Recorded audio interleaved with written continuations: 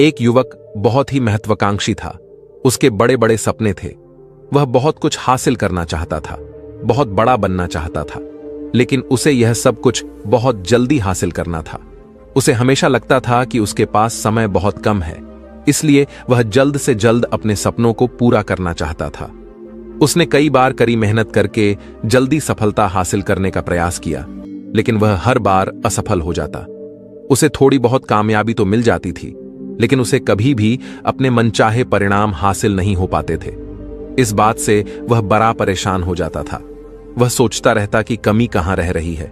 आखिर वह ज्यादा मेहनत करके दूसरों की तुलना में जल्दी सफल क्यों नहीं हो सकता। यह प्रश्न अक्सर उसे बहुत परेशान करता था, लेकिन फिर धीरे धीरे उसे समझ आने लगा कि शायद उसे उन नियमों और रहस्यों के बारे में नहीं पता, जिनका उपयोग करके वह कम समय में भी सफलता हासिल कर सकता है। जिस दिन उसे यह बात समझ आई, उस दिन के बाद से वह ऐसे इंसान की तलाश में रहने लगा जो उसे सफलता के उन नियमों और रहस्यों के बारे में विस्तार से समझा सके। तभी एक दिन उसे अपने एक मित्र के माध्यम से एक ऐसे गुरु के बारे में पता चला जो अपनी बुद्धिमत्ता और ज्ञान के लिए दूर दूर तक प्रसिद्ध थे। वह लोगों की समस्याओं को समझकर बड़ी ही बुद्धिमानी और सरलता से उसका समाधान निकाल लेते थे। साथ थी वो मुश्किल से मुश्किल बात को भी बड़े ही आसान शब्दों में समझा देने में माहिर थे। गुरु के बारे में जानकारी मिलते ही अगले दिन वह युवक सीधे उन गुरु के आश्रम में पहुंच जाता है। वह गुरु एक बौद्ध भिक्षु थे। युवक ने उन्हें प्रणाम किया और उनके सामने बैठ गया। बौद्ध भिक्षु ने युवक से आने का कारण पूछा तो युवक ने कहना शुरू किया, मुनिवर, मेरे सपने बहुत बड़े हैं। मैं जीवन में बहुत कुछ बनना और करना चाहता हूं, बड़ी सफलताएं हासिल करना चाहता हूं, लेकिन मुझे यह सब कुछ कम समय में हासिल करना है। मैंने कई बार कड़ी मेहनत करके जल्दी सफल होने का प्रयास किया, लेकिन मुझे कभी भी मनचाहे परिणाम नहीं मिले। मुझे लगता है कि मुझे सफलता के उन महत्वपूर्ण नियमों और रहस्यों के बारे में जानने की जरूरत है, जिनका उपयोग करके मैं कम समय में बड़ी सफलता प्राप्त कर सकता हूं। क्या आप मुझे उन नियमों और रहस्यों के बारे में विस्तार से समझा सकते हैं? मैं वादा करता हूं कि मैं जरूर उन नियमों का पालन करूंगा। बौद्ध भिक्षु को उस युवक की आंखों में एक ज्वलंत इच्छा शक्ति और जुनून दिखा। वह सफल होने के लिए कितनी भी मेहनत करने और बड़ा से बड़ा त्याग करने के लिए भी तैयार था। बौद्ध भिक्षु ने उसकी आंखों में देखते हुए गंभीर आवाज में कहना शुरू किया, आज मैं तुम्हें 8 ऐसे नियम बताऊंगा जिनका अगर तुम पूरी ईमानदारी से पालन करते हो तो तुम 10 साल के लक्ष्य को 10 महीने में पूरा कर सकते हो। बस शर्त यह है कि इन नियमों पर पूर्ण विश्वास रखते हुए पूरी ईमानदारी से इनका पालन करना है। पहला नियम कि सबसे पहले अपने दिमाग को इस संभावना के लिए खोलो कि हां, यह किया जा सकता है। 1 साल का काम 1 महीने में किया जा सकता है। इस बात का अपने दिमाग को विश्वास दिलाओ, क्योंकि जब तक तुम्हें अंदर से ही इस बात पर पूर्ण विश्वास नहीं होगा कि तुम 10 साल के लक्ष्य को 10 महीने में भी पूरा कर सकते हो, तब तक तुम इसके लिए जरूरी कदम नहीं उठा पाओगे। कोई भी लक्ष्य बाहरी दुनिया में पूरा होने से पहले एक बार हमारे दिमाग में पूरा होता है, इसलिए इस संभावना को स्वीकार करो। ठीक उस विद्यार्थी की तरह जिसने साल भर कुछ खास पढ़ाई नहीं की, लेकिन परीक्षा से 1 महीने पहले सब कुछ भूलकर स्वयं को पढ़ाई में झोंक देता है और इतनी कड़ी मेहनत करता है कि उसके परिणाम सभी को आश्चर्यचकित कर देते हैं। जब वह विद्यार्थी 1 साल की पढ़ाई को अपनी कड़ी मेहनत और एकाग्रता से 1 महीने में पूरा कर सकता है, तो तुम अपने लक्ष्य पूरे क्यों नहीं कर सकते? सफलता के नियम तो सभी के लिए एक बराबर काम करते हैं। दूसरा नियम, 6 महीने के लिए गायब हो जाओ।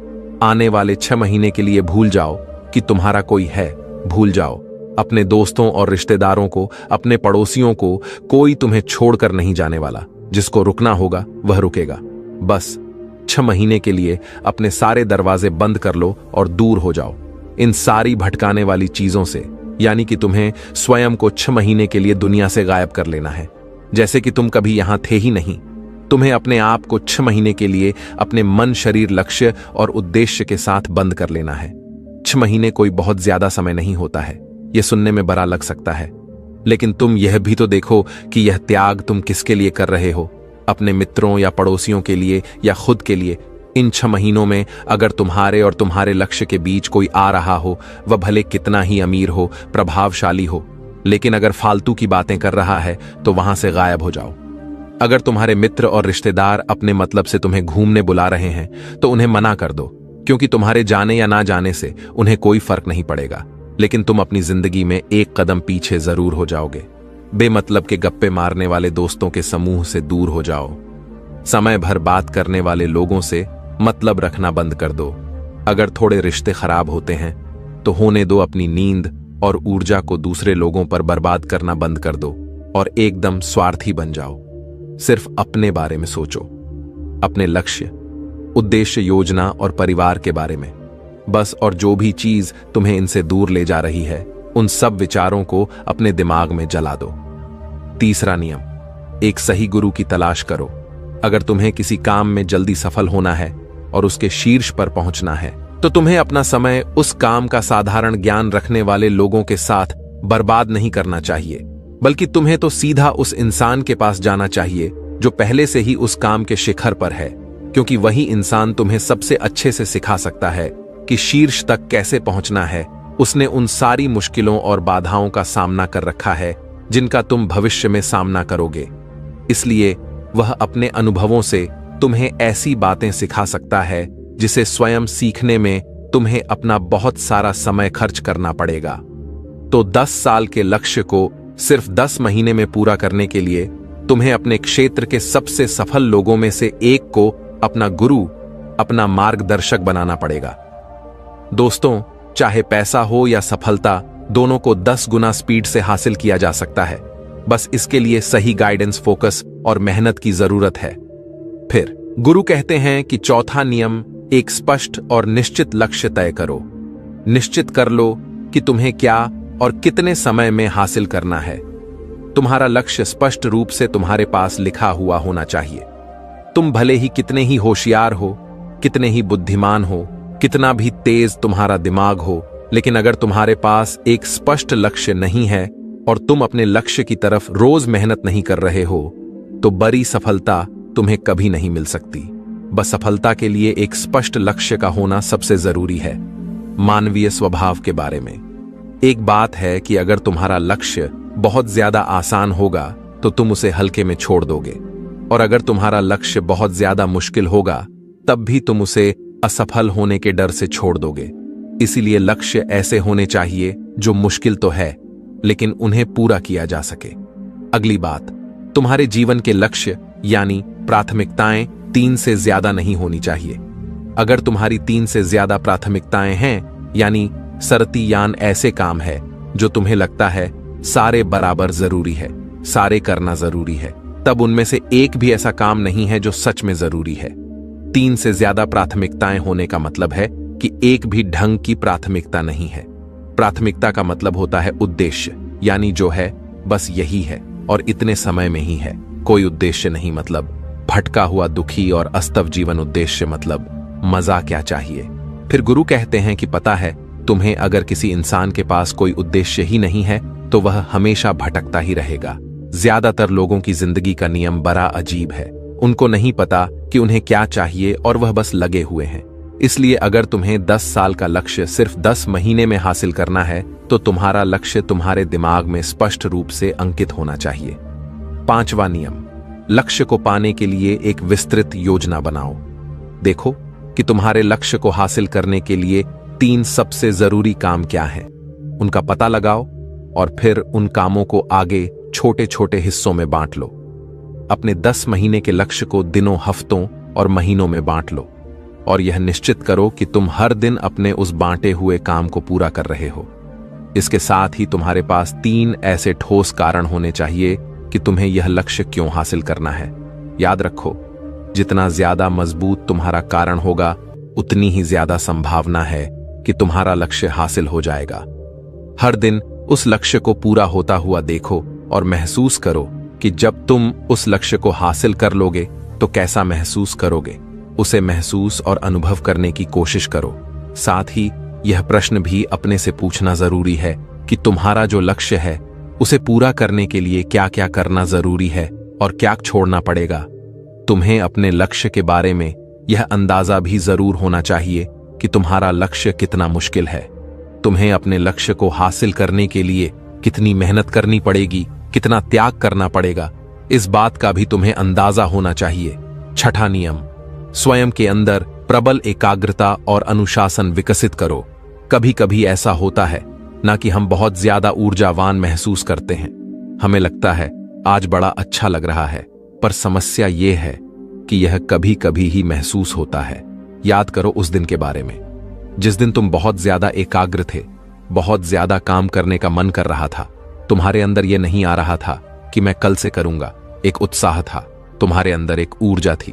सोचो, अगर तुम्हारे साथ यह हर रोज होने लगे तो तुम अपनी जिंदगी में क्या कुछ हासिल नहीं कर सकते।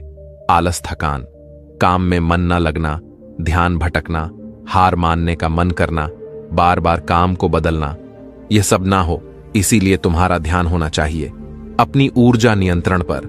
हमें हर दिन एक निश्चित मात्रा में ऊर्जा मिलती है, इसलिए इसका सही से उपयोग करना सीखो।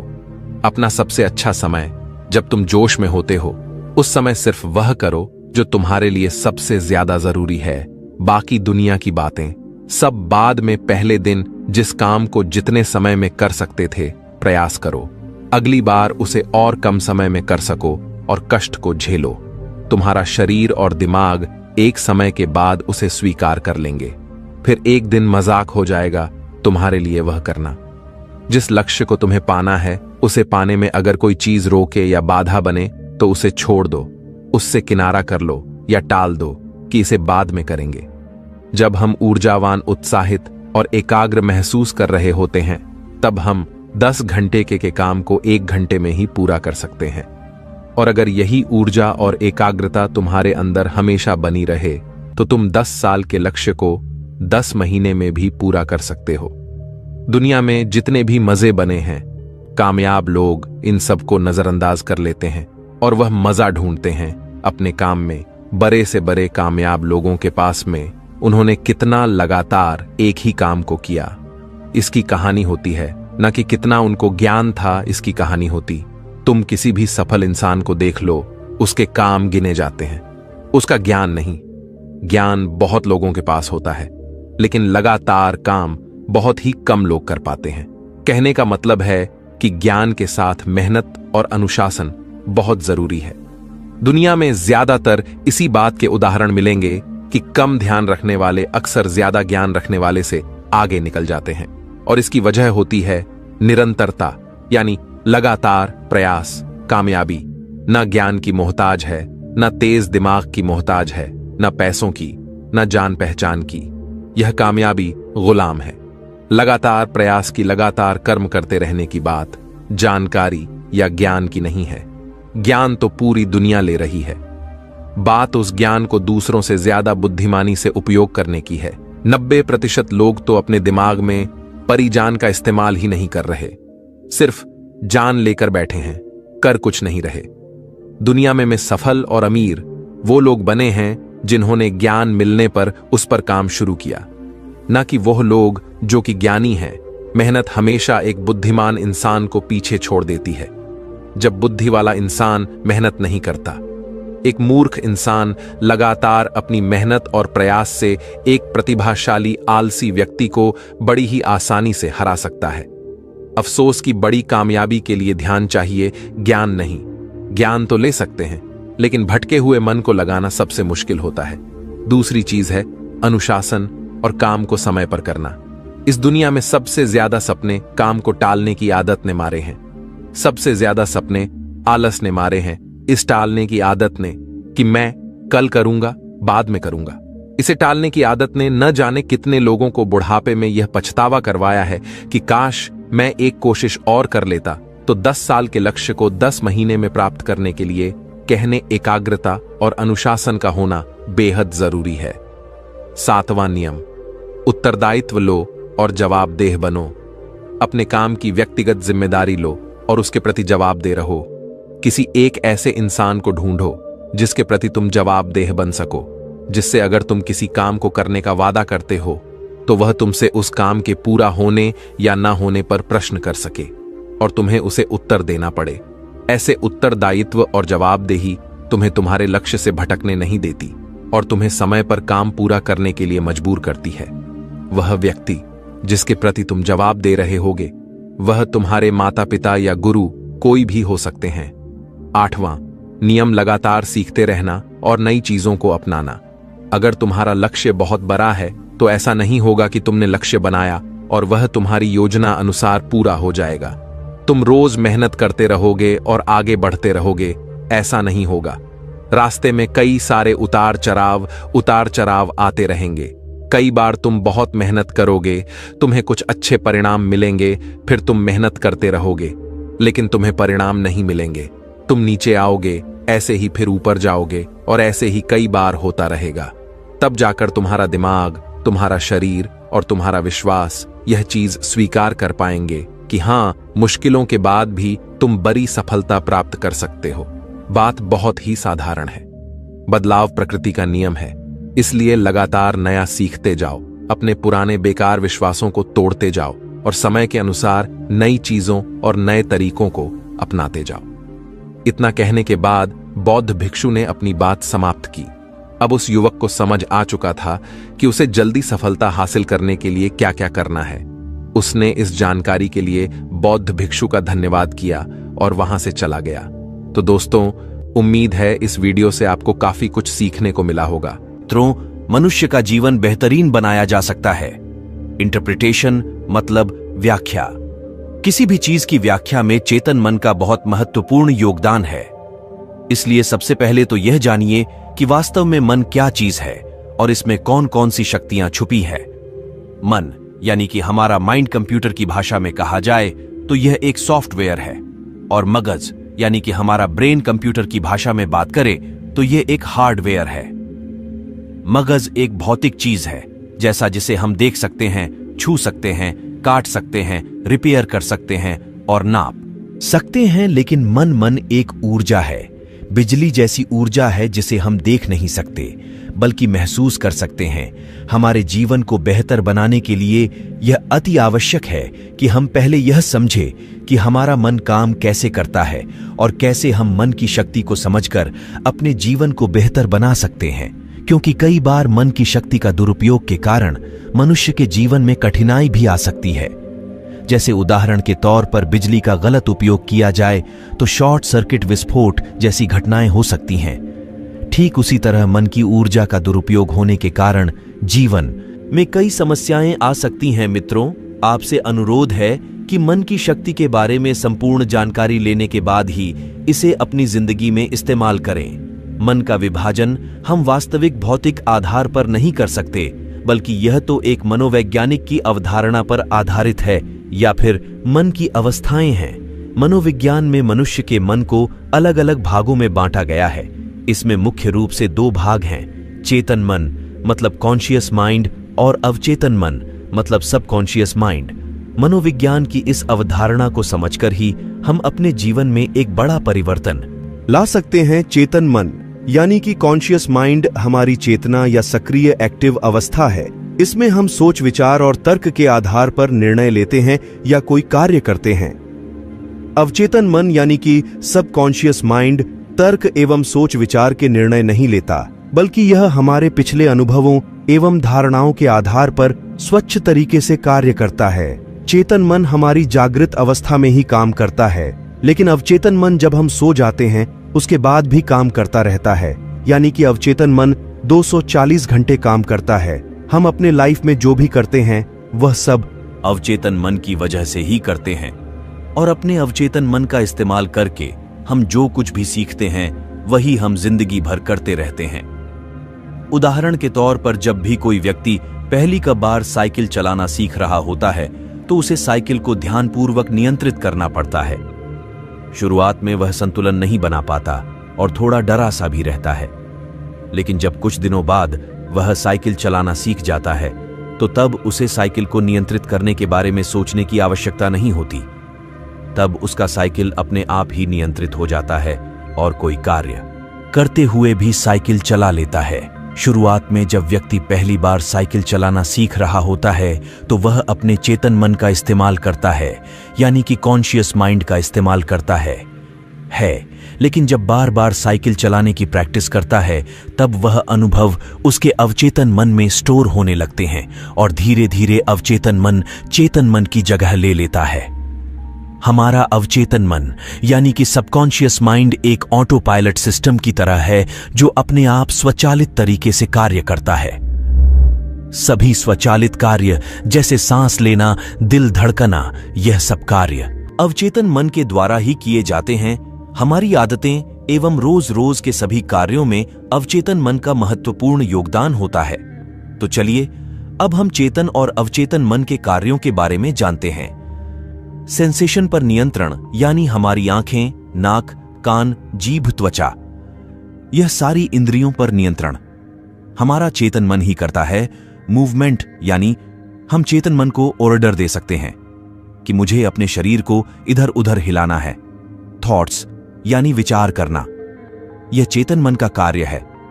जब हम सुबह उठते हैं तभी से हमारे मन में विचार शुरू हो जाते हैं और जब सो जाते हैं तो विचार बंद हो जाते हैं क्योंकि चेतन मन में काम नहीं करता। लॉजिक यानी तर्क करना, जैसे कोई भी कार्य के बारे में सवाल करना कि यह क्या है, यह कैसे हो सकता है, यह सब तर्क वितर्क चेतन मन ही करता है। एनालिसिस यानी किसी भी चीज का विश्लेषण चेतन मन के द्वारा ही किया करता है। पॉपुनिटी यानी अपने जीवन में उचित अवसर का प्राप्त होना चेतन मन के द्वारा ही संभव होता है। जजिंग यानी सही और गलत की परख करना, जैसे क्या सही है और क्या गलत है, यह सब चेतन मन के द्वारा ही होता है। डिसीजन यानी सच और झूठ जानने के बाद सही निर्णय लेना, यह भी चेतन मन के द्वारा ही किया जाता है। किसी भी चीज का चयन करना, जैसे कि क्या करना है, क्या देखना है, क्या खाना है, क्या खरीदना है, यह सब चेतन मन ही तय करता है। डिजायर मतलब किसी भी चीज के काम के प्रति इच्छाएं जागना चेतन मन के द्वारा ही होता है। एक आखिरी और सबसे महत्वपूर्ण कार्य अवचेतन मन के द्वार पर जो पहरेदारी करता है वह चेतन मन ही करता है। कोई भी गलत विचार या बात हमारे अवचेतन मन या कि सबकॉन्शियस माइंड में ना आ जाए, इसलिए चेतन मन उसकी चौकीदारी करता रहता है और अनेकों खराब और नकारात्मक विचारों को अचेतन मन में न जाने से रोकता है। दोस्तों, अब हम बात करेंगे अवचेतन मन के कार्यों के बारे में। हलन चलन और संवेदनाएं, यह दोनों कार्य हमारा चेतन और अवचेतन मन करता है। यानी जब हम जागृत अवस्था में होते हैं तब हमारे शरीर का चाल, चलन और संवेदना पर पूरा कंट्रोल हमारे चेतन मन के पास होता है, लेकिन जब हम सो जाते हैं तब यह काम हमारा अवचेतन मन करता है। रिफ्लेक्स यानी अवचेतन मन की शक्ति हमें आपातकालीन स्थितियों से बचाती है। जैसे अग्नि पर पैर पड़े तो अचानक से हटा लेते हैं, सांप देखकर उल्टे ही भाग खड़े होते हैं, सीढ़ियों से गिरते गिरते संभल जाते हैं। दोस्तों, ईश्वर ने हमारे मन मस्तिष्क में एक ट्रांसमीटर और एक रिसीवर फिट कर रखा है जो इतना शक्तिशाली है कि पूरे ब्रह्मांड में इतनी शक्तिशाली मशीन किसी इंसान ने नहीं बनाई होगी। लेकिन हम इस मशीन को चलाना नहीं जानते, इसलिए इसकी शक्तियों से अनजान है। इस पद्धति का उपयोग करके हम दूसरे लोगों की मन की बात तक जान सकते हैं। इस पद्धति को सीखने की पूरा प्रोसेस आगे के चरण में अलग से बताया गया है। मेमोरी पावर मतलब यादकती या दक्ति के 3 स्टेप होते हैं: रजिस्टर, रेस्टोरेशन और रिकॉलिंग। रजिस्टर और रिकॉलिंग चेतन मन का विषय वस्तु है, जबकि स्टोरेज अवचेतन मन से जुड़ा होता है। यदि स्टोरेज सही से हुआ हो तो रिकॉलिंग आसान हो जाता है। अगला काम जो अवचेतन मन करता है वह अंतरात्मा की आवाज बनकर हमें सचेत करता है। जैसे जब भी हम कोई गलत कार्य करते हैं तो अंदर आवाज आती है कि यह काम गलत, यानी भगवान ने इंसान को गलत कार्य से रोकने के लिए उसके भीतर एक रडार सेट कर रखा है जो अवचेतन मन के द्वारा नियंत्रण में आता है। त्रिकालना यानी हमारे अवचेतन मन से भूत, भविष्य और वर्तमान कुछ भी नहीं छिपा है। यह त्रिकालदर्शी है।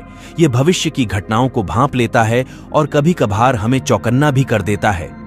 इसी ज्ञान के कारण प्राचीन आर्षि मुनि भूत, भविष्य और वर्तमान सब देख लिया करते थे।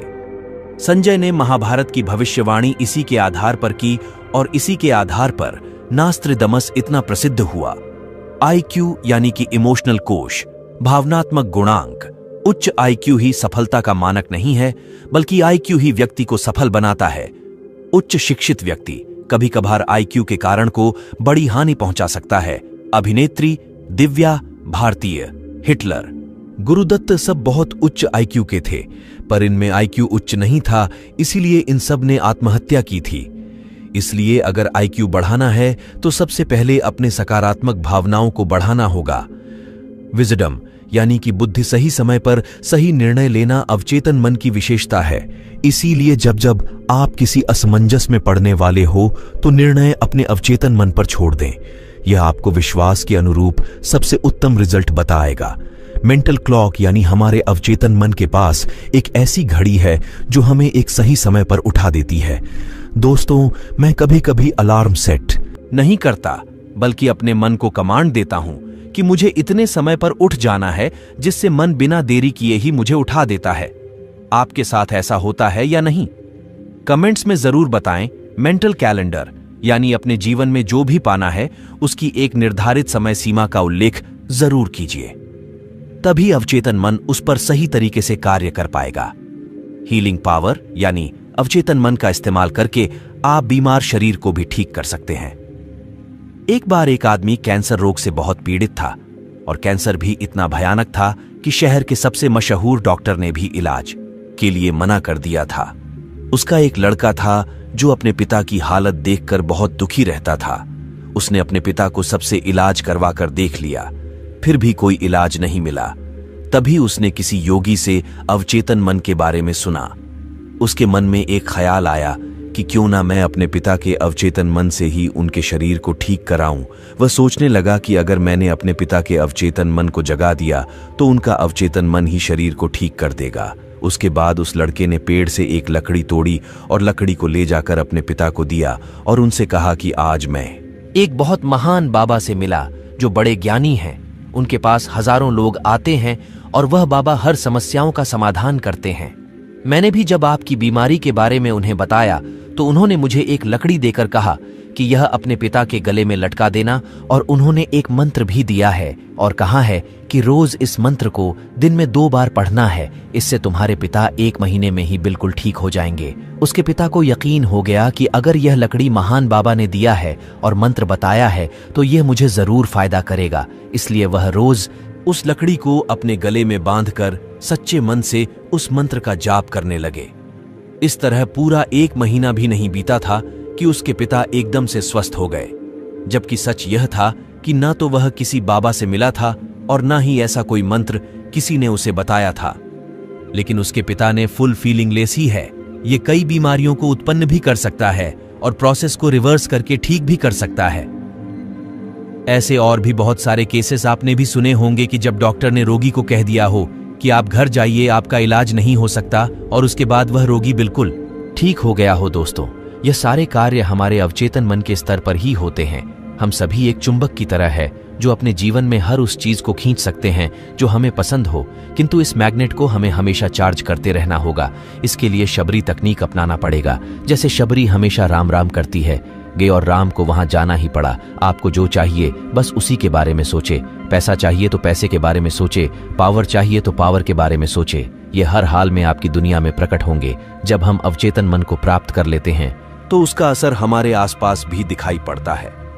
जैसे श्री रविशंकर जब बेंगलोर में अंतर्राष्ट्रीय आश्रम में होते हैं तब उनकी ध्यान साधना के वक्त बादल घर आते हैं। आप कभी भी आश्रम में जाकर यह देख सकते हैं, वहां के सांप, बिच्छू, हिंसक जानवरों तक में से हिंसा खत्म हो गई है और वहां हमेशा ही हरियाली बनी रहती है। यह श्री रविशंकर महाराज के अवचेतन मन की शक्तियों का एक छोटा सा नमूना है। हमारा अवचेतन मन परम शक्तिशाली है क्योंकि यह हमारे शरीर के हर भाग को अपने काबू में रखता है। जब भी आपसे कोई पूछता है आप कैसे हो तो आप कहते हैं कि मैं ठीक हूं। यह कहने का मतलब यह है कि आप अपने अवचेतन मन को कह रहे हैं कि सब ठीक है, कुछ करने की जरूरत नहीं है। अवचेतन मन हमारे ऑटोनॉमिक नर्वस सिस्टम पर पूरा कंट्रोल रखता है, जो हमारे शरीर के पाचन, श्रवण, हार्मोन्स पैदा करने आदि के नियंत्रण के लिए जिम्मेदार होता है। जब भी हम चेतन मन के माध्यम से कोई भी नेगेटिव कमांड अचेतन मन को देते हैं तो बीमारी पैदा होने के चांसेस बढ़ जाते हैं। इसीलिए अच्छे स्वास्थ्य के लिए आप अपने अवचेतन मन को हमेशा अच्छे सुझाव देते रहे। जैसे मेरे स्वास्थ्य कल जितना अच्छा था आज उससे भी ज्यादा अच्छा है। हमारे चेतन और अवचेतन मन की विशेषताएं अलग अलग हैं। चेतन मन के पास 10 पर पावर है और अवचेतन मन के पास 90% पावर है। यानी हमारा मन पानी में रहे बर्फ के पहाड़ की तरह है, जिसका मात्र 10 पर हिस्सा पानी के बाहर रहता है और 90 पर हिस्सा पानी के अंदर रहता है, जो हमें दिखाई नहीं देता। ठीक उसी तरह हमारा चेतन मन भी दिखाई देता है, परंतु अवचेतन मन पानी में डूबे पहाड़ की तरह दिखाई नहीं देता, लेकिन वास्तव में वह होता जरूर है। इसलिए चेतन मन जागृत होते हैं तभी काम करता है, लेकिन अवचेतन मन 240 घंटे काम करता रहता है। कोई भी काम करने का आदेश पहले चेतन मन के पास जाता है और उसके बाद वह अवचेतन मन के पास पहुंचता है। चेतन मन एक फिल्टर के जैसे काम करता है, जो मिले हुए आदेश में से अच्छे बुरे का फर्क करके ही जरूरी सूचना को अवचेतन मन के पास भेजता है। इस तरह कोई भी लक्ष्य तय करने में चेतन मन का इस्तेमाल होता है और अवचेतन मन उस लक्ष्य को पूरा करता है। अब हम बात करते हैं मन की अवस्थाओं के बारे में। ब्रेन में 4 तरह की तरंगे होती हैं, बीटा, अल्फा, थीटा और डेल्टा। बीटा तरंगों में हमारा था। इस अवस्था में हम खूब सपने देखते हैं और इस अवस्था में हम अपने गहरे अवचेतन मन के नजदीक भी होते हैं। डेल्टा अवस्था तरंगों में हम गहरी निद्रा या गहरी समाधि जैसी अवस्था में पहुंच जाते हैं, जहां हमारे दिमाग की तरंगे पूरी तरह से शांत होकर 3 से 5 के बीच प्रति मिनट चल रही होती है। इस अवस्था में हम पूर्ण रूप से बेहोश हो जाते हैं। यह गहरी निद्रा अवस्था 8 घंटे की नींद में मुश्किल से 2 घंटे के आसपास ही मिलती है और इसमें सबने और अवचेतन मन बिल्कुल शांत हो जाते हैं। इसीलिए अवचेतन मन को सुझाव देने के लिए गहरी अल्फा स्थिति ही अपने आप में पर्याप्त है, क्योंकि दिन में जब हम जाग रहे होते हैं तब हमारा चेतन मन कार्यरत होता है और जब हम रात को सो जाते हैं तब हमारा अवचेतन मन कार्यरत होता है। अब ऐसी परिस्थिति में जब हमें कोई भी बात हमारे अवचेतन मन को पहुंचा हो, तो हमें ऐसी अवस्था में जाना पड़ेगा जिस अवस्था में हमारे दोनों मन कार्यरत हो, जो कि वह है अल्फा अवस्था। इसलिए आप दिन में एक बार अवश्य ही अल्फा अवस्था में बैठकर अपने अवचेतन मन को सुझाव देते रहिए और कंसिस्टेंसी बनाकर रखिए। कुछ ही दिनों में आप देखेंगे कि वह बात या चीज आपकी आदत में शुमार हो गई है और अब आपको उतनी मेहनत नहीं करनी पड़ रही जितनी शुरू में करनी पड़ रही थी, क्योंकि आपने अब अवचेतन मन पर उस काम की छाप छोड़ दिया है और वह काम आपको बहुत जल्द पूरा होने वाला है। दोस्तों, मुझे उम्मीद है आपको यह प्रस्तुति पसंद आया होगा। आपको प्रस्तुति कैसी लगी कमेंट्स में जरूर बताइएगा, और अगर आप हमारे चैनल पर नए हैं तो हमारा यूनिवर्स लॉगिन चैनल को भी सब्सक्राइब अवश्य कीजिएगा। बढ़ते हैं अगले सीख की तरफ। आपके सबकॉन्शियस माइंड यानी अवचेतन मन की शक्ति आपके कॉन्शियस माइंड यानी सचेत मन से ज्यादा है। इस बात को तो मैंने कई बार बताया, पर क्या आप जानते हो आपका सबकॉन्शियस माइंड कब सबसे शक्तिशाली रूप में होता है? इसकी ताकत सबसे ज्यादा कब रहती है? अगर यह आपको पता चल जाए तो आप उसकी मदद से दुनिया में जो चाहे वह पा सकते हैं, और वह भी बहुत जल्दी कम समय में। यह तब सबसे ज्यादा पावरफुल होता है जब आप सोने जा रहे होते हो। आपका दिन के आखिरी 5 मिनट, उस समय आपके दिमाग को जो आप सोचना भेजोगे आपकी जिंदगी में वही होने लगेगा। उस समय आपके पास एक बहुत अनोखी शक्ति होती है। इसके बारे में आज तक आपको किसी ने नहीं बताया। आपकी अवचेतन मन तो 2400 घंटे सक्रिय रहती है, पर यह रात में सबसे ज्यादा पावरफुल होती है। मैंने आपको कई वीडियो में बताया है कि पूरे दिन आपकी सिचुएशन कैसी भी हो, आपको नकारात्मक सोचना चाहिए, पर इस वीडियो का मेरा मकसद आपको यह बताना है कि पूरे दिन भर आप पॉजिटिव सोचो। उससे ज्यादा इफेक्टिव रात के सोने के पहले के 5 मिनट होते हैं। पूरे दिन आप सकारात्मक सोचोगे और रात में ऑटोमेटिक नकारात्मक ख्याल आएंगे, तो फिर पूरे दिन की सकारात्मक सोच का कोई फायदा नहीं होता। और इसके उल्ट अगर आपका पूरा दिन बेकार भी गया और अगर आप उन 5 मिनट में जो मैं बोल रहा हूं उसे अपने किया, तो वह ज्यादा असरदार होगा। उन 5 मिनट में आप एक काम करके दुनिया में जो चाहे वह पा सकते, चाहे वह कोई चीज हो या कोई इंसान। हर दिन सोने के पहले के जो 5 मिनट होते हैं, उसे समय की सोच सबसे ज्यादा इफेक्टिव यानी असरदार होती है। वह आपकी जिंदगी को बहुत गजब तरीके से इफेक्ट करता था। हम लोग में से ज्यादातर लोग जब रात को सोने जाते हैं तो जो सोने के पहले के 5 मिनट होते हैं उसमें उन सब चीजों के बारे में सोचते हैं जो नेगेटिव होती है आज के दिन। क्या खराब हुआ था, आज ये काम नहीं बना, उसने मुझे आज चोट पहुंचाया, और कई नेगेटिव चीज है। उन 5 मिनट में हम जितने चिंता वाली चीज हैं उसे सोचते हैं। और सच बताऊं तो इसमें आपकी भी कोई गलती नहीं है, ये तो आपके दिमाग की नेचर ही है। इस समिति ने हमारा ब्रेन ही वैसा बना दिया है। आप मुझसे कहोगे कि हमको आखिर उन 5 मिनट में करना क्या है? आपको क्या करना है? आपको सिर्फ उसे रिवर्स यानी उसे उल्टा कर देना है। आप वह सब सोचते हो जो नेगेटिव है, तो आपको उसी समय उन सब चीजों को सोचना है जो पॉजिटिव है। मैं जानता हूं कि यह आपको एक छोटी सी चीज लग रही होगी, पर यह आपकी जिंदगी को पलट सकती है। रात को जब इंटरनेट चलाना हो जाए, उसके बाद जब आप सोने के लिए जाते हो, तो उसे समय आप अपनी बैकबोन को स्ट्रेट यानी सीधा करके इस पोज में रहना, और फिर आपको 10 बार गहरी सांस को लेना होगा, और फिर आपको विजुअलाइजेशन करना होगा। आप ये सोचना कि आप अपने अंदर मौजूद सब कुछ को पाने की जो अनोखी शक्ति है, वो जो चमत्कारी ऊर्जा है, वह आपके दिमाग के चारों तरफ घूम रहे हैं। आपका दिमाग अंदर बाहर दोनों जगह से एक ऊर्जा से भर रहा है।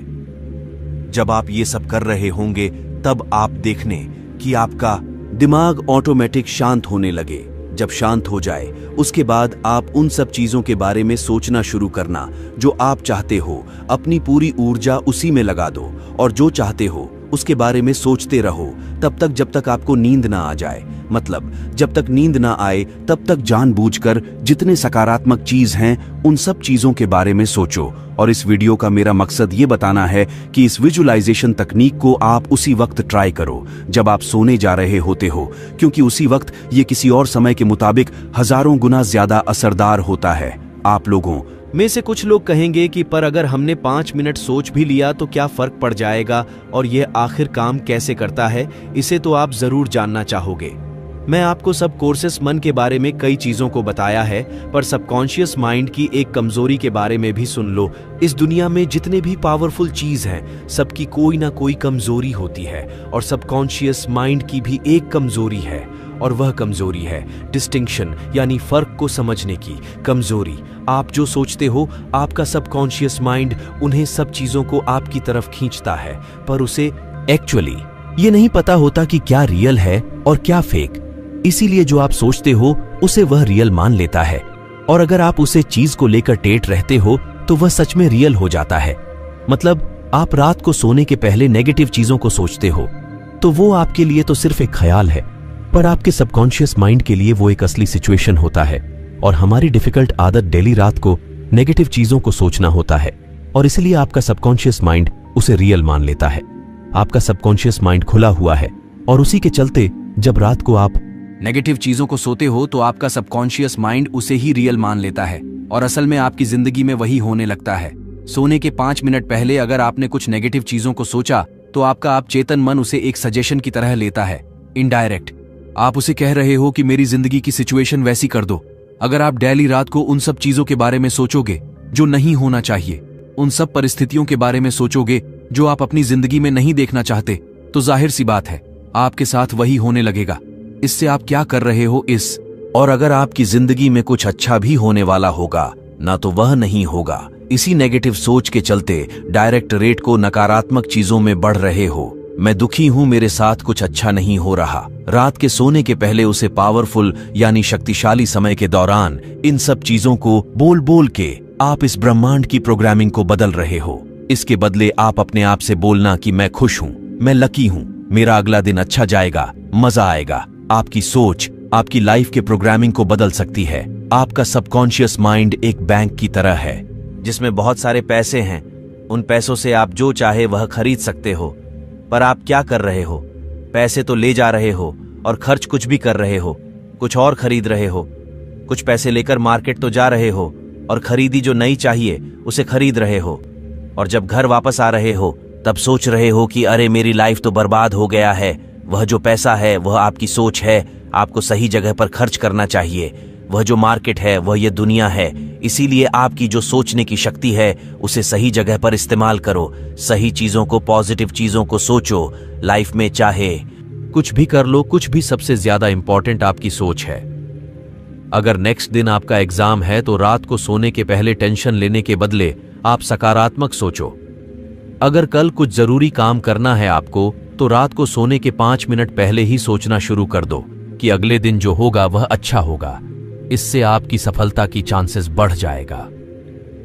सोने के बीच की वो टाइम एकदम चमत्कारी समय होती है, तो इस समय का पूरा फायदा कैसे उठाएं वह मैंने आपको बता दिया है। एक काम करो, आज रात ही आप इसे ट्राई करना। आज रात को सोने के पहले आप जानबूझ के जितने सकारात्मक चीज हैं उसे सोचना और दे देखना।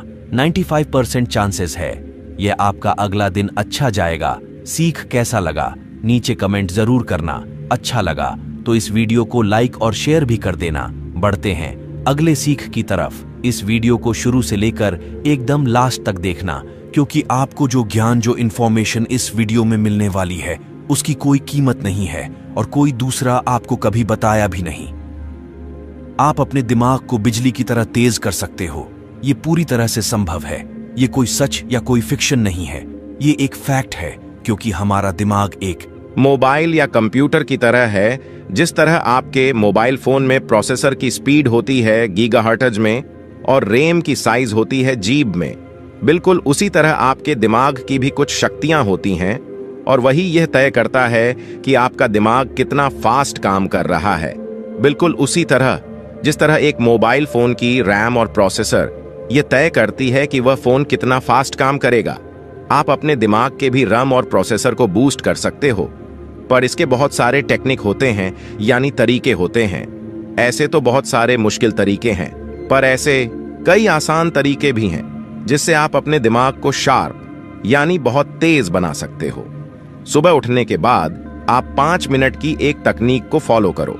आप इस पोज में बैठ जाओ। उसके बाद आप सिर्फ 4 बार जोर जोर से सांस लो। उसके बाद आपको अपने नाक के दोनों साइड से नहीं, एक साइड से सांस लेना है। आप अपने राइट यानी दाएं हाथ के किसी भी अंगुली यानी फिंगर से अपने राइट यानी दाएं नाक को बंद कर दो।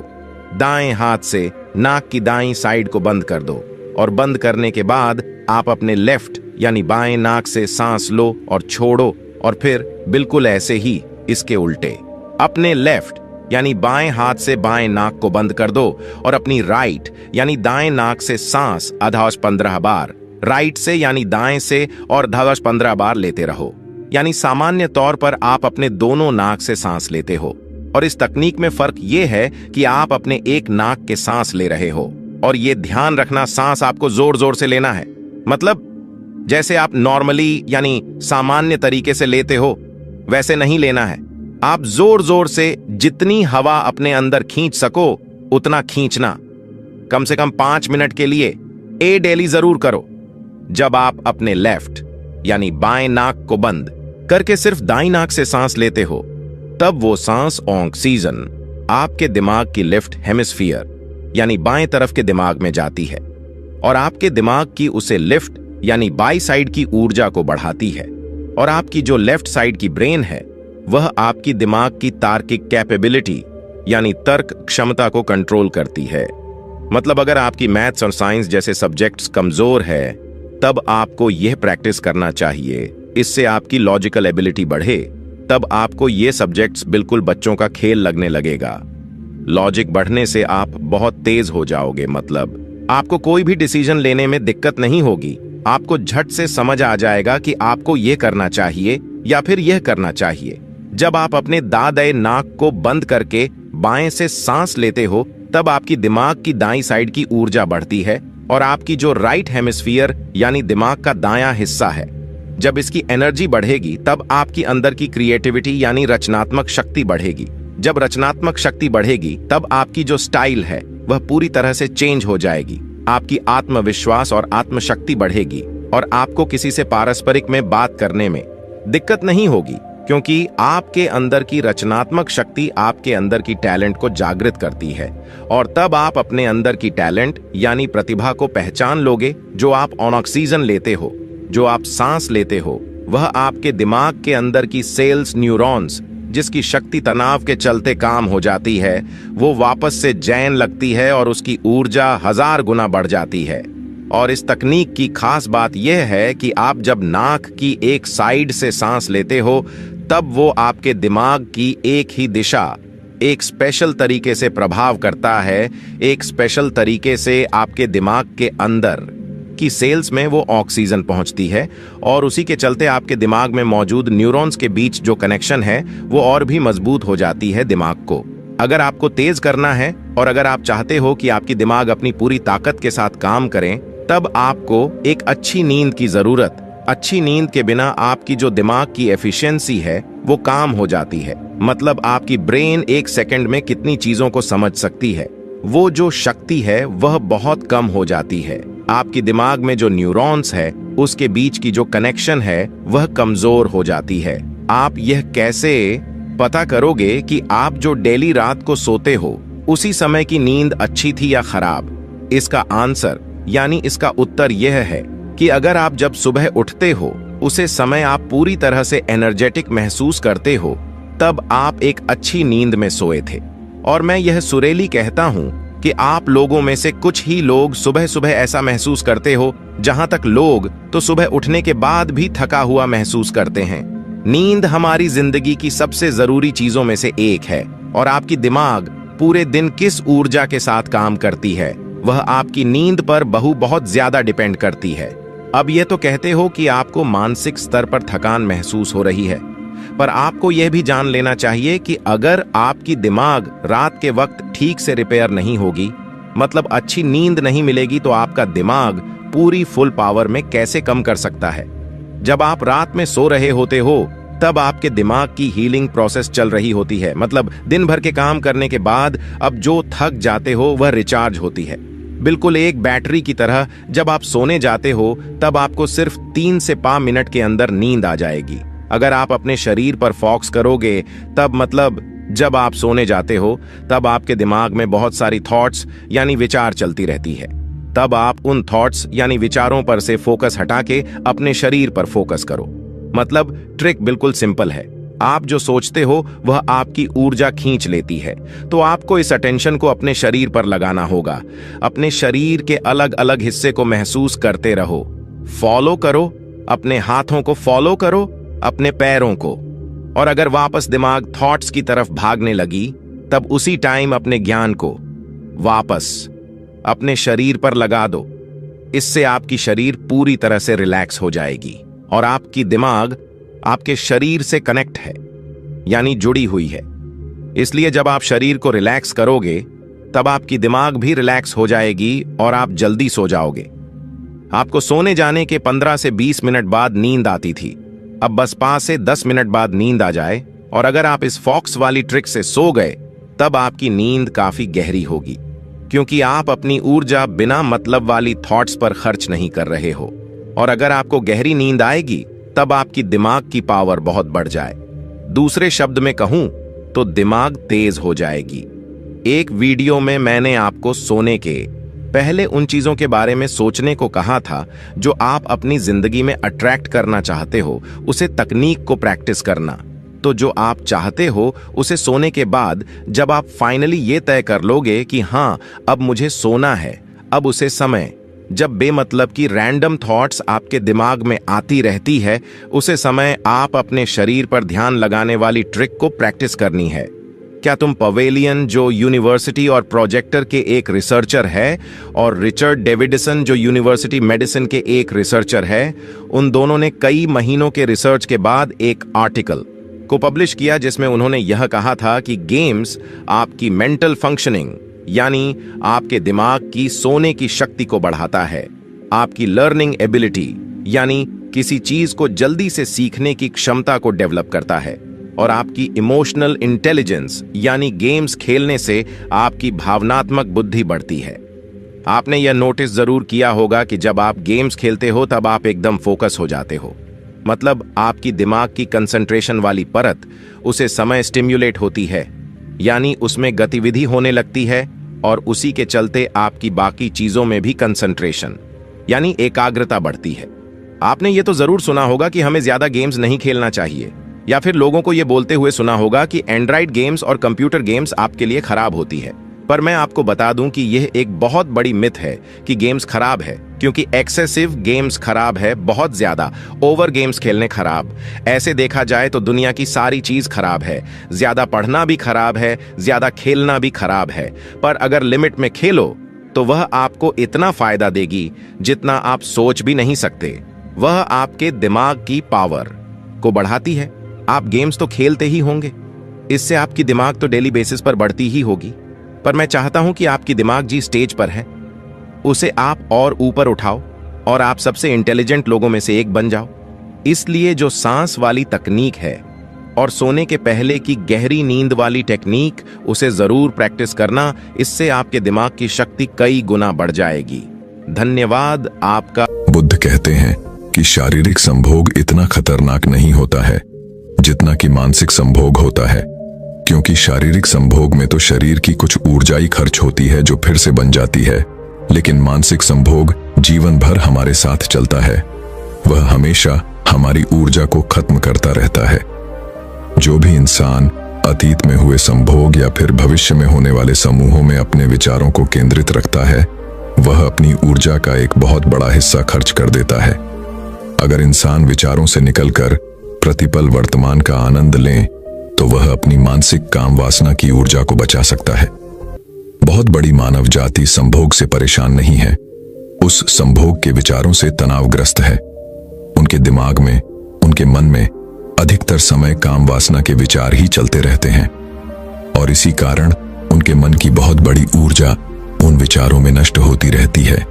अगर उसने शारीरिक संभोग किया होता तो उसकी शारीरिक ऊर्जा कुछ पलों के लिए नष्ट होती और वह फिर से बन जाती, लेकिन मानसिक हमेशा चलता रहता है, जिसके कारण उसकी ऊर्जा हमेशा अरोगामी होती चली जाती है। तो इस मानसिक संभोग से, मानसिक काम वासना के विचारों से बाहर आने के लिए बुद्ध ने क्या तरीका बताया? बुद्ध कहते हैं कि जब तक हम किसी चीज से लड़ते रहते हैं, तब तक हमारा पूरा ध्यान उसी पर केंद्रित रहता है, और जब हम एक बार उसको स्वीकार कर लेते हैं, तत्क्षण हमारा ध्यान वहां से अपने आप हट जाता है, क्योंकि अब उसमें कोई रस नहीं रहा, हमारा चित्त उसकी उलझन में नहीं रहा। इसीलिए अब हमारा मन उससे आजाद हो गया है। हम अधिकतर समय यह सोचने में लगा देते हैं कि हमें काम वासना के विचारों से छुटकारा पाना है। किस तरह पाना है, इसके नाना प्रकार के उपाय भी खोजते हैं, लेकिन आखिर में कुछ भी हासिल नहीं होता। वो विचार ज्यों के त्यों हमारे मन को गिरफ्त में रहते हैं, क्योंकि हमारा चित्त उससे लड़ रहा है, उससे बचने का समाधान ढूंढ रहा है, उपाय खोज रहा है। हमने कभी पूरे मन से यह स्वीकार ही नहीं किया कि हाँ, मैं एक कामों को व्यक्ति हूं, यही मेरा स्वभाव है। हम अपने आप से कभी बोल ही नहीं पाते। अगर बोल पाते तो हमारा चित्त और हमारा मन इन विचारों से अपना ध्यान हटा पाता। बड़े मजे की बात है, जिस भी चीज से हम बचना चाहते हैं, हम उसी चीज का चिंतन शुरू कर देते हैं, और हम जितना ही उस बारे में चिंतन करते जाते हैं, वो हमारे चित्त में उतनी ही गहरी बैठती चली जाती है, क्योंकि अधिकतर समय हमारा मन उससे छुटकारा पाने के उपाय के बारे में सोचता है। मतलब कि हमारा ध्यान उसी बिंदु पर केंद्रित हो जाता है। अगर हम अपने उस स्वभाव को स्वीकार कर लेते, तो हमारा ध्यान किसी दूसरे केंद्र, उन विचारों से छुटकारा पाने के लिए नाना तरह के प्रयोग करते हैं, नाना तरह के उपाय अपनाते हैं। कोई व्रत करने लगता है, कोई ब्रह्मचारी बन जाता है, कोई अपने शरीर को उतना ही भोजन देता है जितना जिंदा रहने के लिए आवश्यक होता है।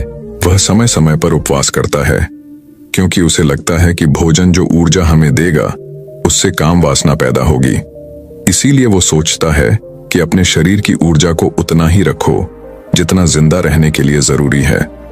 लेकिन मजे की बात यह है कि जिस दिन भी वह अपना उपवास तोड़ेगा या फिर पेट भर भोजन खाएगा, उसी दिन काम की शक्ति फिर से लौट आएगी और वह विचार फिर से उसके मस्तिष्क को घेर लेंगे।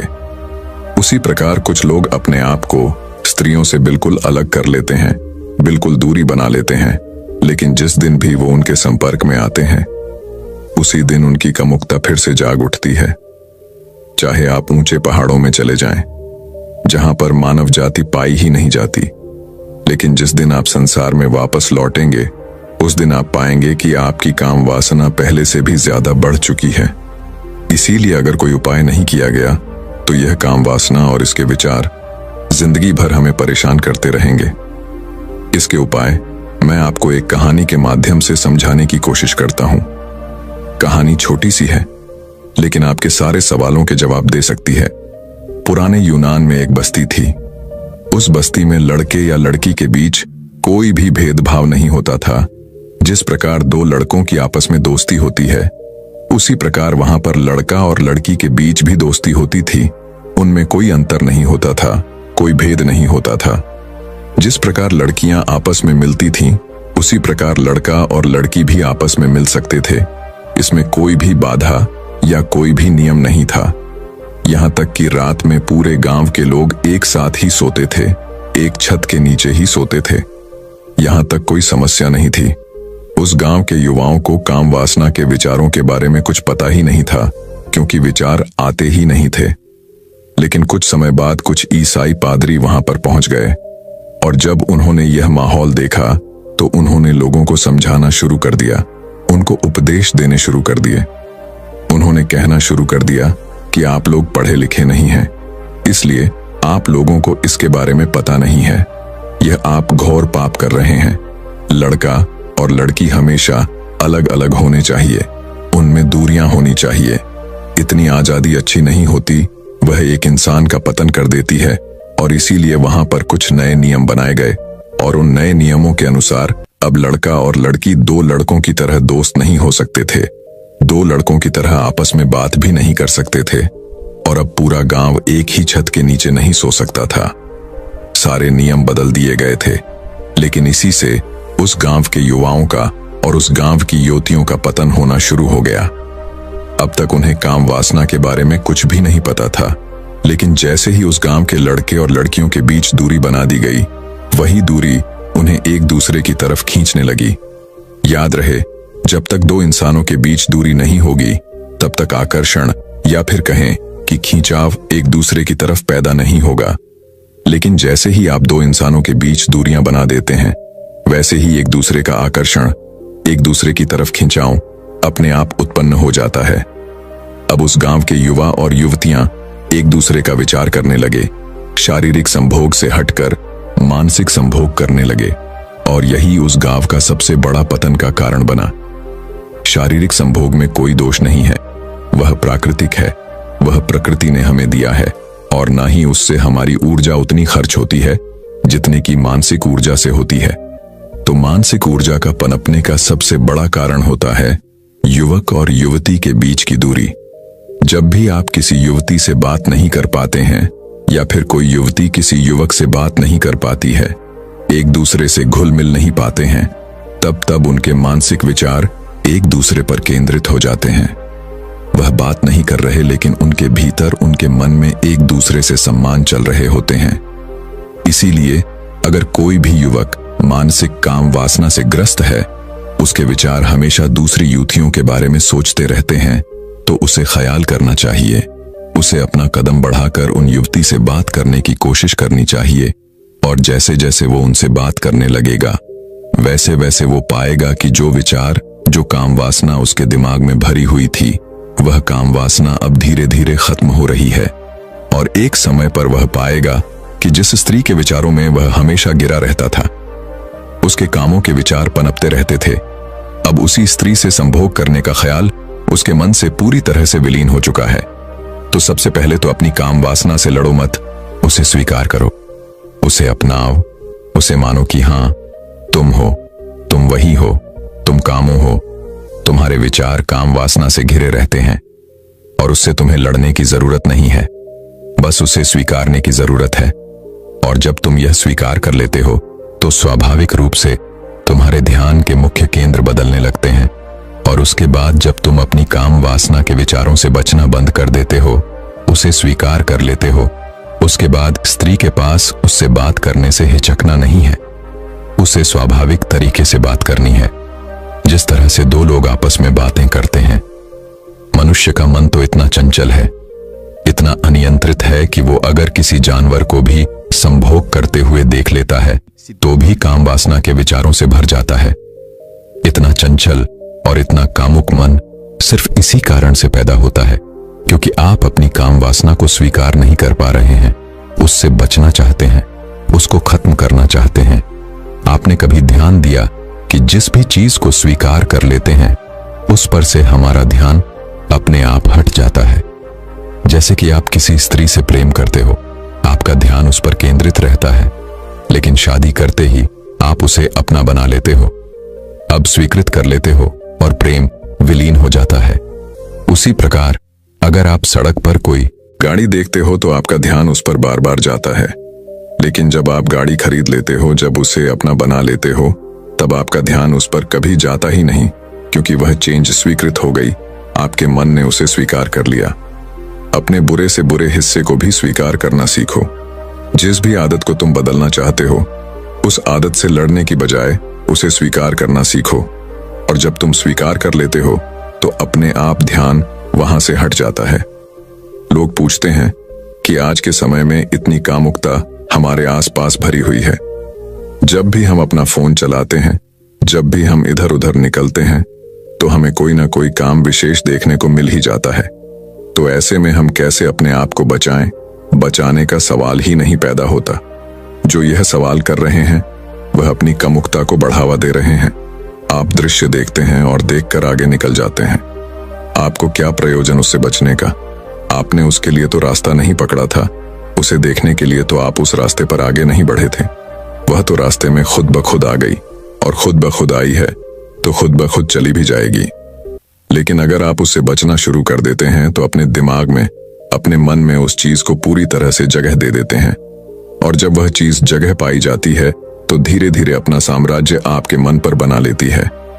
जब तक आपका मन काम वासना या संभोग से ऊपर के आनंद को नहीं जानेगा, जब तक उसका स्वाद नहीं चखेगा, तब तक उसे काम वासना या संभोग से बद कोई चीज नजर नहीं आएगी। लेकिन जिस दिन आप उस परमानंद का स्वाद चख लेते हैं, उसी दिन से आपको पता चल गया कि आपको जीवन में क्या हासिल करना है, क्योंकि परमानंद से बढ़कर आनंद किसी चीज में नहीं होता। इसीलिए ध्यान के द्वारा एक बार उस परमानंद को छक कर जरूर देखें, और एक बार अगर आपने उस परमानंद को छक लिया तो फिर आपका ध्यान अपने आप उस परमानंद को पाने के लिए केंद्रित हो जाएगा। उसके बाद आपको अपने विचारों से लड़ना नहीं होगा, क्योंकि आप समझ चुके हैं कि काम वासना या सब भोग से भी बड़ा इस दुनिया में दूसरा कोई आनंद होता है। तो दोस्तों, चलिए अब काम वासना के ऊपर अगली रोचक कहानी की शुरुआत कुछ इस प्रकार होती है। बुद्ध से धमकी की दीक्षा लेने के बाद श्री मां, जो कि उस समय के मगध साम्राज्य की राजधानी राजगृह की नगरभूति, उसने अपना घनिष्ठा का काम छोड़कर बुद्ध की उपासिका बनने का निश्चय किया। श्री मां राजगृह की सबसे सुंदर और अमीर स्त्री थी, लेकिन अब उसने अपना सारा समय बौद्ध संघ की देखरेख, भिक्षुओं की आज्ञा पालन और दूसरे अच्छे कामों में लगाना शुरू कर दिया। उसने संघ से हर दिन 8 नए भिक्षुओं को अपने घर बुलाकर भोजन कराने का नियम बना रखा था। उसने 8 निमंत्रण पत्र बनवा के थी, जिन्हें भोजन करने के बाद पुराने भिक्षु संघ पहुंचते ही नए भिक्षुओं को दे दिया करते थे। इस तरीके से हर दिन 8 नए भिक्षु उसके यहाँ भोजन करने आते। सीमा भोजन करने आए भिक्षुओं को अपने हाथों से भोजन परोसती और उन्हें उचित आदर सम्मान देती। भोजन सबके लिए पर्याप्त और बहुत ही स्वादिष्ट होता था। एक दिन की बात है, 8 में से एक भिक्षु, जो कि उस दिन सिरिमा के घर से भोजन ग्रहण करके लौटे थे, आश्रम में आने के बाद से बड़ा ही उतावला और प्रसन्न प्रतीत हो रहा था। तो आश्रम के कुछ अन्य भिक्षुओं ने उस भिक्षु से सीमा के घर के भोजन के बारे में पूछा। उसने भिक्षुओं से कहा, भोजन सबके लिए पर्याप्त मात्रा में था और भोजन का स्वाद ऐसा था कि जिसकी तुलना ही ना की जा सकती है। इससे स्वादिष्ट भोजन मैंने आज से पहले कभी नहीं खाया था। लेकिन वहां की सबसे महत्वपूर्ण और न भूलने वाली चीज थी उस घर के मालकिन की सुंदरता। सीमा एक अद्भुत सुंदरी है, उसकी सुंदरता की कोई तुलना ही नहीं है। वह एक बहुत ही आकर्षक और सौम्य एक स्त्री है, जो किसी का भी मन मोह ले। ये सारी बातें वहीं खड़ा एक जवान भिक्षु भी सुन रहा था। उस जवान भिक्षु के अंदर सिरिमा के प्रति आसक्ति पैदा होने लगी। उसने सोचा, जब वह इस भिक्षु की बातों में इतनी सुंदर लग रही है, तो वह असल में कितनी सुंदर होगी। उसके मन में सीमा की सुंदरता की अलग अलग तस्वीरें भरने लगी। वह उस स्त्री के प्रेम में पड़ चुका था, जिससे वह अभी तक मिला भी नहीं था। उसने पता लगाना शुरू कर दिया कि सीमा के घर भोजन के लिए कैसे जाया जा सकता है। बहुत प्रयास करने के बाद उसने एक भिक्षु से अगले ही दिन का निमंत्रण प्राप्त कर लिया। क्योंकि अब वह सीमा के लिए एक दिन का भी इंतजार नहीं कर सकता था। वह उस रात ठीक से सो भी नहीं सका, क्योंकि वह पूरी रात सीमा के बारे में ही सोचता रहा। लेकिन उसी दिन सीमा अचानक बहुत बीमार पड़ गई। वह अपनी सारे गहने और सजावट की बस्ते उतारकर बिस्तर पर सोने चली गई। इसलिए जब वह प्रेमी युवा भिक्षु सीमा के घर पहुंचा तो नौकरों ने उसका स्वागत किया और उसे भोजन परोसा। यह देखकर उस युवा भिक्षु को बहुत क्रोध आया और वह अंदर ही अंदर बहुत दुखी हुआ। जब सीमा को पता चला कि भिक्षु भोजन के लिए बैठ गए हैं तो उसने उनके प्रति अपना सम्मान जताना चाहा। उसने अपने नौकरों से कहा, भोजन कक्ष तक पहुंचने में मेरी मदद करो। नौकरों की मदद से दर्द में कराहती सीमा धीरे धीरे चलते हुए भोजन कक्ष में पहुंच गई। वह पसीने से लथपथ थी और उसका पूरा शरीर बुखार से कांप रहा था। वह हाथ जोड़कर घुटनों के बल भिक्षु के सामने जाकर बैठ गई। उसे देखकर उस युवा भिक्षु ने मन ही मन कहा, इतनी बीमार होने के बाद भी यह कितनी सुंदर और आकर्षक है। सोचो, अगर यह बीमार न होती और सारा श्रृंगार करके आती तो कितनी सुंदर लगती। अपनी वासना के बसीभूत होकर उस बौद्ध भिक्षु ने बिना एक और खाए अपनी भिक्षा पात्र को बंद कर दिया। भोज समाप्त होने के बाद वह अपने भिक्षा पात्र को हाथ में लेकर झूमता हुआ आश्रम वापस आ जाता है। आश्रम पहुंचकर भी कोई भिक्षा पात्र को नहीं खोलता और उसे एक कोने पर रखकर अपने बिस्तर पर लेट जाता है। उसके दिमाग में पूरे समय सिर्फ सीमा का वह खूबसूरत चेहरा ही घूम रहा था जो उसने भोजन कक्ष में देखा था। वह उसके बारे में जितना सोचता वह उसके लिए उतनी ही सुंदर होती जा रही थी। उसके कुछ मित्र भिक्षुओं ने उसे भोजन कराने का प्रयास किया, लेकिन वह सभी असफल रही। भयानक बुखार की वजह से उसी रात सीमा की मृत्यु हो गई। जब मगध सम्राट भीमीसार को सीमा की मौत की खबर मिली तो उन्होंने बुद्ध को संदेश भेजा, यह तो तथागत आपके व्यक्तिगत चिकित्सक जीबाका की बहन सीमा अब इस दुनिया में नहीं रही। बुद्ध ने सम्राट भीमीसार को वापस संदेश भेजा, मृत शरीर को जलाया ना जाए बल्कि उसे एक बड़े से मैदान में संभाल कर रखा जाए। चीन, कौवे और दूसरे जानवर शरीर को नुकसान न पहुंचा पाए, इसके लिए कुछ पहरेदार मृत शरीर के आसपास तैनात कर दिए जाएं। 3 दिनों में मृत शरीर सड़ चुका था। शरीर के फूलों की वजह से चमड़ी फट गई थी और उसमें से कीड़े निकलने लगे थे। आसपास का सारा वातावरण दुर्गंधमय हो गया था। बुद्ध के कहे अनुसार सम्राट भीमीसार ने पूरे नगर में यह घोषणा करवा दी कि कल सुबह राज्य गृह के सभी युवा पुरुषों को सीमा के शरीर का अंतिम दर्शन करने राज्य मैदान पर पहुंचना है और जो भी व्यक्ति इस आदेश का पालन नहीं करेगा उस पर 8 सोने के सिक्कों का जुर्माना लगाया जाएगा। दूसरी तरफ उस युवा प्रेमी भिक्षु ने पिछले 4 दिनों से कुछ भी नहीं खाया था। उसके भिक्षा पात्र में रखा भोजन पूरी तरह से सड़ चुका था और उसमें से कीड़े निकल रहे थे। उस भिक्षु का एक मित्र उसके पास आया और बोला, मित्र बुद्ध सीमा को देखने जा रहे हैं। सीमा शब्द की आवाज कान में पड़ते ही उस भिक्षु के अंदर अचानक से ऊर्जा लौट आई और वह तुरंत उठकर खड़ा हो गया। उसने अपने शिक्षा पत्र में से उत्तर रहे भोजन को बाहर फेंका और उसे अच्छी तरह से साफ किया। जब वह भिक्षा पात्र से भोजन को फेंक रहा था तब उस भोजन से निकल रहे किरणों की तस्वीर उसके मन की गहराइयों में बैठ गई। भिक्षा पात्र साफ करने के बाद वह भी आश्रम के बाकी भिक्षुओं के साथ राज मैदान की तरफ चल पड़ा। राज मैदान पर युवाओं की एक बड़ी भीड़ पहले से ही इकट्ठा हो रखी थी। बुद्ध अपने भिक्षुओं के साथ एक ओर बैठ गए, दूसरी ओर सारे भिक्षुणी बैठ गए। एक ओर सम्राट भीमीसार अपने मंत्रियों और सैनिकों के साथ बैठ गए और उनके ठीक सामने राजगृह के सारे युवा और उनके पीछे नगर की बाकी जनता बैठी हुई थी जो बुद्ध में आस्था रखते थे। राज मैदान पूरी तरह से शांत और गंभीरता से भरा हुआ था। तभी वहां की शांति को भंग करते हुए बुद्ध ने प्रश्न किया, सम्राट, यह सामने पड़ी मृत स्त्री कौन है? सम्राट ने उत्तर दिया, सीमा, जीबाका की बहन और राजगृही की नगर वधू। फिर बुद्ध ने कहा, सीमा राजगृह की नागरबद्ध हूं, चलो अभी सच्चाई का पता लगाते हैं। बुद्ध ने थोड़ा ऊंची आवाज में कहा, आप में से जो भी व्यक्ति 1000 सोने के सिक्के देगा वह सीमा के साथ एक रात बिता सकता है।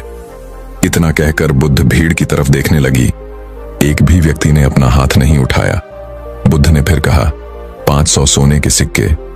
अब भी सब चुप थे। 100 सोने के सिक्के। किसी की कोई प्रतिक्रिया नहीं। 50 सोने के सिक्के। बस चारों तरफ सन्नाटा था। सिर्फ एक सोने का सिक्का, कोई प्रतिक्रिया नहीं। मुफ्त में अभी किसी ने कोई एक्शन नहीं दिखाई। बुद्ध ने कहा, देखा, यह वही स्त्री है जो 4 दिन पहले तक नगर के हर पुरुष की चाहत थी। सब इसे अपनी इच्छा पूर्ति का साधन समझते थे। इसके साथ एक रात बिताने के लिए हजारों सोने के सिक्के देने को तैयार रहते थे। एक दूसरे को मरने मारने को तैयार रहते थे। लेकिन आज उसी नगर में उसी स्त्री के शरीर को कोई मुफ्त में लेने को भी तैयार नहीं है। यही हर इंसान के शरीर के साथ होता है। हमारा यह शरीर अल्पकालिक और नाशवान है। इसे केवल सुंदर गहनों, कपड़ों और सुगंधित इत्र के द्वारा आकर्षक बनाया जाता है। लेकिन हमारा कोई भी प्रयास इसे बूढ़ा होने, बीमार पड़ने और अंततः नष्ट होने से नहीं बचा सकता। केवल मूर्ख ही अपने आप को कल्पनाओं से जोड़ते हैं और जो मलिन है उसे सुंदर और आकर्षक मानते हैं। भीड़ में बैठे उस बीमार युवा प्रेमी भी। बुद्ध की यह सारी बातें सुनी, बुद्ध की यह बातें उसके दिल को चोट कर गई। उसने सोचा, जब सीमा जिंदा थी तो उसका शरीर कितना सुंदर और आकर्षक था, ठीक उस भोजन की भांति जो ताजा पकाकर उसे परोसा गया था। हालांकि समय के साथ उसके कटोरी में रखा भोजन सड़ गया और पूरा भिक्षा पात्र कीड़ों और मक्खियों से भर गया। इसी तरह एक बार जीवन ने सीमा के शरीर को छोड़ दिया तो वह फूल गया, कीड़ों से भर गया। उसमें से तरल पदार्थ निकलने लगा और वह मक्खियां, वह दूसरे जीवों का आहार बन गया। अपने स्वयं के शरीर के बारे में विचार करने पर वह समझ गया कि वह अलग नहीं है। यहां तक कि इस दुनिया में कुछ भी उसके शरीर को बर्बाद होने से नहीं बचा सकता। इसलिए अपने शरीर और कल्पनाओं से लगाव रखना एक भ्रम मात्र है। इस नए ज्ञान के साथ वह हर अंत बन गया, यानी एक ऐसा मनुष्य जिसने अस्तित्व की यथार्थ प्रकृति का अंतर ज्ञान प्राप्त कर दिया हो और जिसे निर्माण की प्राप्ति हो चुकी होगी। दोस्तों, मैं उम्मीद करता हूं कि यह कहानी सुनने से आपके जीवन में अच्छे बदलाव आए होंगे। आपको इस वीडियो से क्या सीखने मिला, ये कमेंट करके जरूर बताइए और अपने परिवार, दोस्तों या आपके करीबी इंसान के साथ ये कहानी शेयर करके उन्हें भी इस ज्ञान से परिचित करवाएं। बाकी अगर आपको यह वीडियो दिल से अच्छी लगी हो तभी इस वीडियो को लाइक कर देना और आपने अब तक इस चैनल को सब्सक्राइब ना किया हो तो चैनल को सब्सक्राइब भी जरूर कर देना। आपका हर दिन शुभ हो और खुशियों से आपका जीवन भरा रहे। धन्यवाद। नमो बुद्धाय।